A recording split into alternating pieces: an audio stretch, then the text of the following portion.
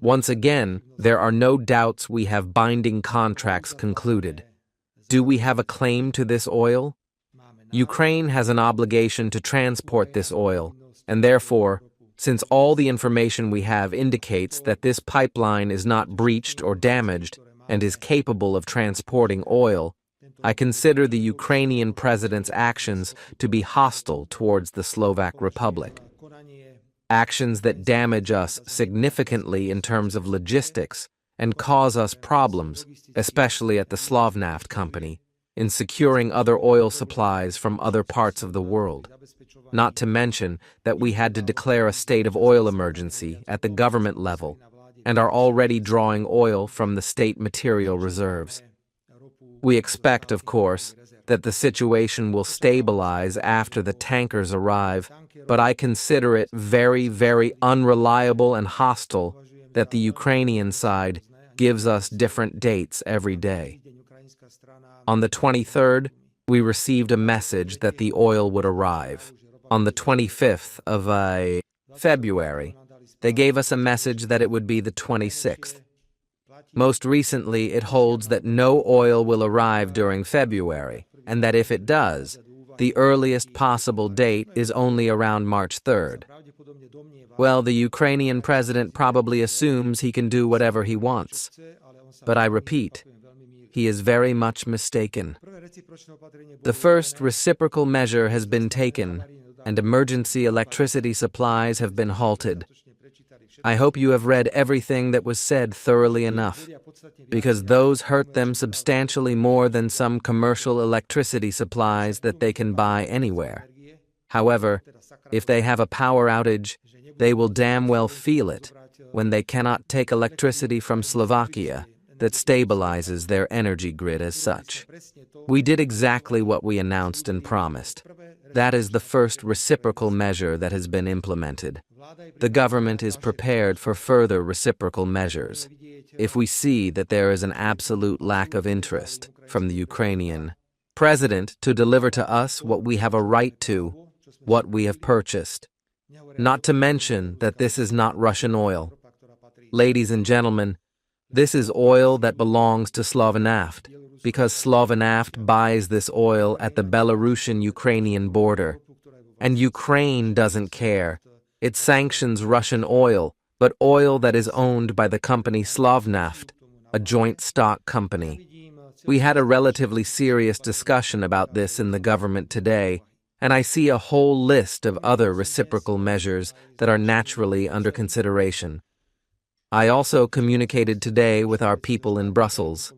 I spoke yesterday with the Minister of Foreign Affairs and the State Secretary about the course of negotiations, whether regarding the sanctions package or the veto from Hungary.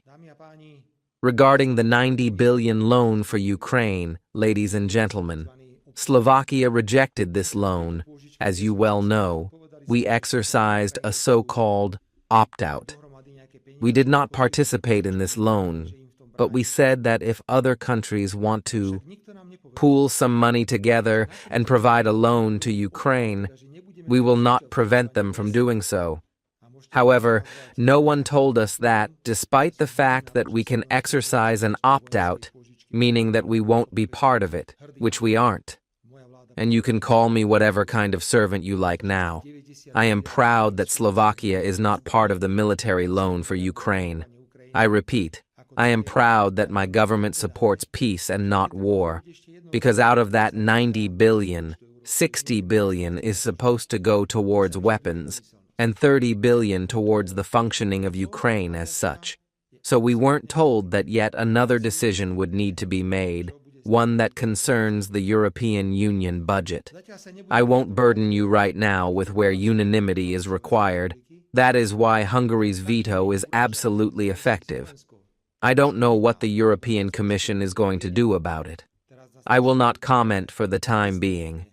What will be the next measure taken by the government of the Slovak Republic? But if Zelenskyy intends to insult Slovakia like this and harm us, because he damaged us with gas, now he has damaged us with oil without cause, because we helped him with everything he needed. With everything he needed, then I guarantee you that I will accept, without hesitation. I will propose further measures at multiple levels concerning Slovak-Ukrainian relations. Slovakia is a sovereign country, and I will not allow anyone to toy with us like this.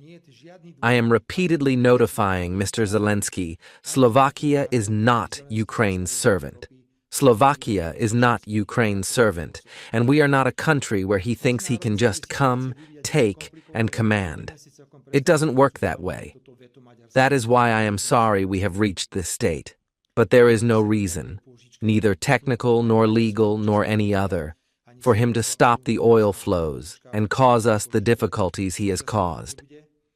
Internationally, the situation will develop very complicatedly, because I cannot quite imagine how they want to break this Hungarian veto. Regarding the unanimity required for the 90 billion loan. By the way, neither Hungary nor the Czech Republic nor Slovakia, as I have already said, will participate in these loans. In this loan. But this is 1,000 times bigger problem than some 20th sanctions package, which is ridiculous. It is laughable. You know what?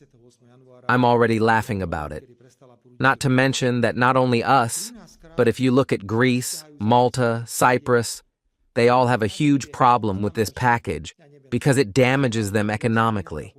Please, what kind of sanctions against Russia are these that damage member states of the European Union? What kind of nonsense is that? However, this is how the European Union functions today. To be precise, my colleague, this is the 13th date Ukraine has given us since that initial date. I believe it was the 28th of January. That was the moment when the oil stopped flowing. They have been pulling our leg 13 times. They say it will come the next day, and then they inform you that, I don't know, tomorrow 13,500 tons are supposed to arrive. The day after tomorrow, it's supposed to be 14,000 tons, and then it will gradually increase. However, the next day, they write you a message saying, no, that's not quite right. Tomorrow will be 0, the day after tomorrow will be 0, and then something will come. I have absolutely no reason to believe that some March 3rd date is realistic. I think Zelenskyy simply doesn't want to send any more oil. I am convinced of it, that he simply wants to do this. Furthermore, I think it is a game against Viktor Orban. He wants to damage him before the elections, which are taking place in Budapest and all across Hungary in April. It is a dangerous game he has embarked on, because I don't know if President Zelenskyy realizes that for Ukraine's entry into the European Union, he will need the consent of all member states. We have reiterated very clearly that we believe in and wish for a European perspective for Ukraine.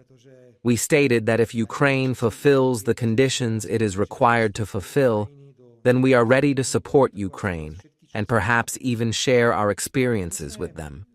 The problem is that someone in the European Union is figuring out how to bypass and cheat all of this. So suddenly, you don't have to prepare for several years, like Serbia or Montenegro. Serbia is being lied to from morning till night. Chapters are not being opened for Serbia, even though they should have been opened long ago. What am I supposed to say about Albania? What is Serbia supposed to do? What is Montenegro supposed to say, which is carrying out reforms? Difficult reforms, to get into the European Union, and then Ukraine comes along, totally corrupt. The main argument President Zelenskyy uses regarding gas and oil is that by purchasing this oil and gas, we are helping the Russian Federation finance its military activities in Ukraine. This is Mr. Zelenskyy's main argument. Why doesn't it apply to France and others who are buying liquefied gas in such volumes that in 2025, the volume of liquefied gas purchased from the Russian Federation is significantly higher than it was in 2024, meaning during the war, during the escalation of the war. It's not that the share of gas Western states are buying from the Russian Federation is decreasing. It is rising. Does the United States buy enriched uranium from Russia? Yes, they do. So how am I supposed to accept it from President Zelensky, who thinks he can do anything? But you Slovaks cannot, because by doing so, you are financing the Russian Federation.